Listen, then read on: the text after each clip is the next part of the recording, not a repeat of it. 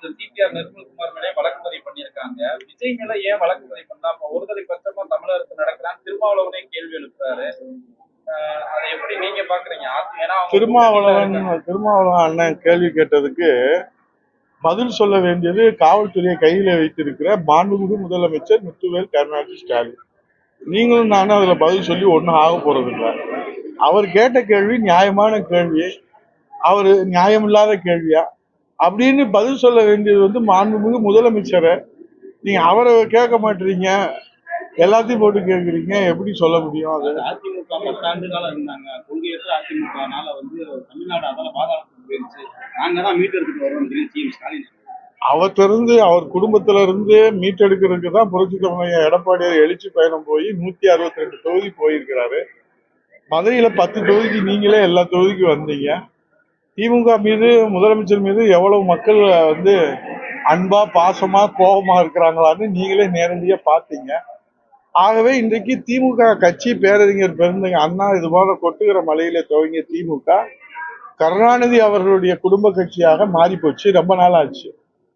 இப்போ தமிழ்நாடும் கருணாநிதியினுடைய குடும்ப சொத்தாக்குவதற்காகத்தான் அவர்கள் இன்றைக்கு விளம்பர வெளிச்சத்தில் ஆட்சி அதிகாரத்தை நடத்தி கொண்டிருக்கிறார்.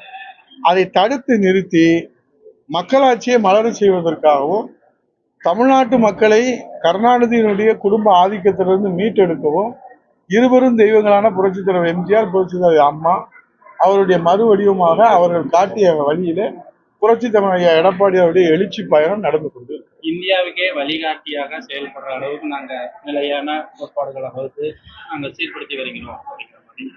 இந்தியாவிலே எங்கு நடக்கல 41 பேர் செத்து போயிட்டாங்க. ஒரு பொதுக்கூட்டத்துல இந்தியாவில இந்த 77 ஆண்டுகள்ல எந்த மாநிலத்திலும் எந்த முதலமைச்சர் இருக்கிற போது இது மாதிரி ஒரு துயர சம்பவம் நடந்ததே இல்லை. முதல்ல அதுக்கு பதில் சொல்லுங்க. அப்புறம் இவர் இந்தியாவுக்கு வழிகாட்டுறது இருக்கட்டும். முதல்ல இந்த தமிழ்நாட்டுக்கு முதலமைச்சரா தமிழ்நாட்டுக்கு செய்ய வேண்டிய கடமையிலிருந்து தவறிட்டாரு. அதனாலதான் இந்த நம்மளுடைய சகோதரர்கள் 41 உயிரை இழந்துட்டோம் அப்படின்றதுதான் இன்னைக்கு இருக்கக்கூடிய தமிழ்நாட்டு மக்களுடைய நிலை. ஆகவே இந்த துயர சம்பவத்திலிருந்து இன்னும் மீண்டு வரல. ஜப்பானுக்கு கூட அவர் வழிகாட்டட்டும், ரஷ்யாவுக்கு கூட அவர் வழிகாட்டுகிற அளவுல இருக்கட்டும், இல்ல ஐக்கிய நாட்டு சபைக்கு கூட அவர் வழிகாட்டட்டும். முதல்ல தமிழ்நாட்டுக்கு முதலமைச்சராக இருந்து அவர் செய்ய வேண்டிய கடமையை செஞ்சுட்டாரா இல்லையா? நான் ஜப்பானை பார்த்தீங்களா, அமெரிக்காவை பார்த்தீர்களா, கொரியாவை பார்த்தீர்களா, ஆப்பிரிக்காவை பார்த்தீர்களா, சவுத் ஆப்பிரிக்கா பார்த்தீர்களா, என்னென்ன பார்த்தீர்களா? முதல்ல தமிழ்நாட்டை பார்த்தீர்களா? 41 பேரை சனிக்கிழமை 6-5 மணி வரைக்கும் நம்மளோட இருந்தாங்க. காவல்துறை கையில் வைத்திருக்கிற முதலமைச்சர் உரிய பாதுகாப்பு ஏற்பாடு செய்யாதனாலதான் இந்த 41 பேர் போயிட்டாங்க. எங்க போயிட்டாங்க? பரலோகத்துக்கு போயிட்டாங்க. இதுக்கு வழி என்னன்னு சொல்லுப்பான்னா, இவர் ஜப்பானுக்கு வழிகாட்டுற, ரஷ்யாவுக்கு வழிகாட்டுற, இந்தியாவுக்கு வழிகாட்டுற, முதல்ல தமிழ்நாட்டுக்கு வழிகாட்ட கருத்து பதிவிட்டு அவங்க கைது பண்றாங்க, செய்தி வெளியிட்டு அதை முடக்குறாங்க. இந்த மாதிரிலாம் அரசு நடக்குது. உண்மை சுடத்தான் செய்யும். சார், நயினார் நாகேந்திரன் உங்களோட எல்லாம் பேசிட்டு இருக்காங்க. ஆனா அண்ணாமலை அவர் எங்களோட பேசிட்டு தான் இருக்காரு. அதெல்லாம் உங்களுக்கு அவர் தனியா பேசுறாரு. எடப்பாடியார் பயணத்துல சரியா வருதாங்க சார்? அந்த டீலிங் எல்லாரும் கூட்டி கழிச்சு பாருங்க.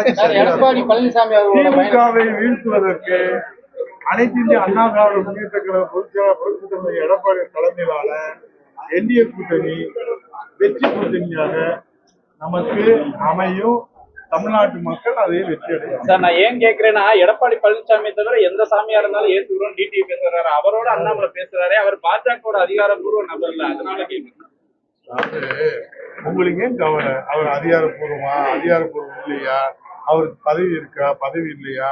அவர் பேச்ச கேட்பாங்களா, கேட்க மாட்டாங்களா? அமித்ஷாஜி மாண்புமிகு உள்துறையுடைய அமைச்சர், எதற்கு? இந்திய நாட்டினுடைய உள்துறை அமைச்சர். ஓகேவா? இப்ப இந்தியா முழுவதும் மாண்புமிகு பாரத பிரதமர் அவருடைய எண்ணங்களை செயல் வடிவமாக்கக்கூடிய பொறுப்பையும் கடமையும் தன்மேல் கொண்டு அனைத்து மாநிலங்களுக்கும் நேரடியாக சென்று வெற்றி உறுதியம் வகுத்து அங்கே வெற்றியை உறுதி செய்கிறார். அந்த அடிப்படையில தமிழ்நாட்டிலே புரட்சி தமிழக எடப்பாடியுடைய தலைமையிலே தான் முதலமைச்சராக புரட்சி தமிழக எடப்பாடியார் அவர்களை முன்மொழிந்து வழிமொழிந்து அவருடைய இல்லத்திற்கே வந்து அந்த ஒப்பந்தத்தை இன்னும் வலிமைப்படுத்துவதும், அந்த பேச்சுவார்த்தைக்கு இரு தொண்டர்களுடைய மனமுற்ற அந்த எண்ணங்களை மனநிலை ஒற்று எல்லோரும் இணைந்து களத்தில் நின்று திமுக என்கிற குடும்ப கட்சி குடும்ப ஆதிக்கத்திலிருந்து தமிழ்நாட்டை மீட்டெடுத்து மன்னராட்சியை வீழ்த்தி மக்களாட்சியை மலர செய்வதற்கு அந்த உறவுகள் என்பது தமிழ்நாட்டு மக்களுக்கு தேவைப்படுகிற உறவு. அதனாலே நடுக்கம் கொண்டிருக்கிற ஸ்டாலின் அவர்கள் தரந்தாழ்ந்து நாளாந்தர ஒரு பேச்சாளரை போல ராமநாதபுரத்தில் அவர் விமர்சனத்தை போயிருக்கிறார் என்றால் நான் ஸ்டாலினுக்கு நடுக்கம் ஆரம்பித்திருக்கிறது. இந்த குளிர்ஜுரம் எந்த வகையிலே அவர் அதிலிருந்து பாதுகாத்துக் கொள்ள போறார் என்பது தமிழ்நாட்டு மக்களுடைய தீர்ப்பிலே அமைந்திருக்கிறது. நன்றி. இபிஎஸ் கூட்டத்துல டிவிகே கூடியெல்லாம் வர்றாங்க, போஸ்டர்லாம் எடப்பாடிக்கு தொண்டர்களுடைய எண்ணங்கள், தொண்டர்களுடைய மனநிலை, தமிழ்நாட்டு மக்களுடைய மனநிலையுடைய பிரதிபலிப்பு தான் அந்த காட்சிகளாக நமக்கு புரிகிறது.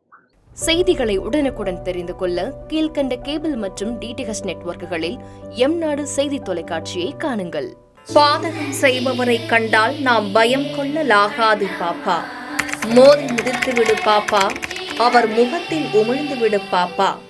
அண்மை செய்திகளை உடனுக்குடன் தெரிந்து கொள்ள இணைந்திருங்கள் எம்நாடு தொலைக்காட்சியுடன்.